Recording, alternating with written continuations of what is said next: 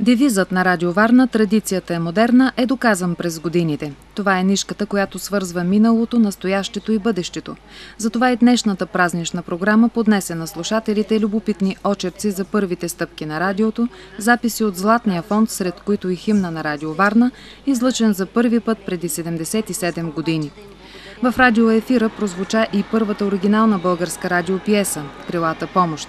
Но освен уважение към традицията на днешния празник, Радио Варна показа и специалното си отношение към младите хора. В следобедния информационен блок за първи път на живо водиха предаването си "Свободен час" най-младите репортери. Като за първо предаване определено вълнението присъстваше, но мисля, че се получи добре.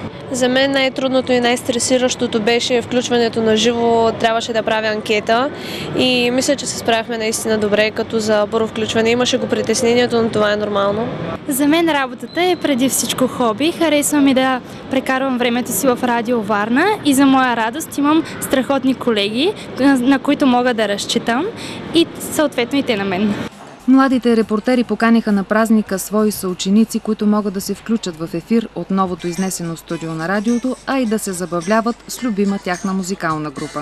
Нашия екип е млад на години, но той има зад гърба си един достоен опит. Не само хората, които стоят зад микрофона, и хората, които се погрижиха това студио да го има. И хората, които винаги се грижат това да се случва. Така че днес нашите слушатели могат да ни видят наживо и това ще се случва все по-често. Радио Варна излъчва 24-часова програма, ориентирана към широка аудитория. Водещо място, разбира се, имат новините. Емблематични за медията са публицистичните предавания. Ние се стремим гласа ни да се чува все по-силно.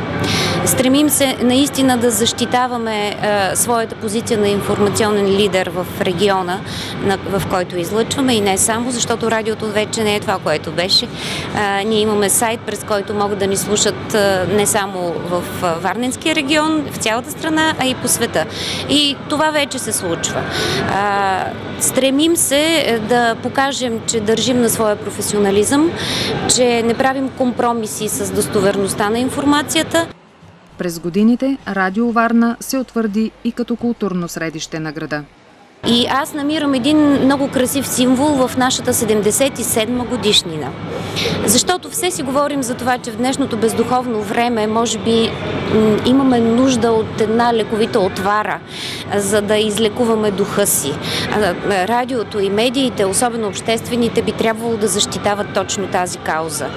И защото знаете, че когато се прави лековита отвара от билки, са нужни 77 билки и половина. И ако ние вече сме набрали тези 77 билки, аз си пожелавам и на колегите, пък и на нашите слушатели през следващите години да намерим тази половинка, без която обаче магията не се получава. Много се надявам, че заедно ще успеем да го направим.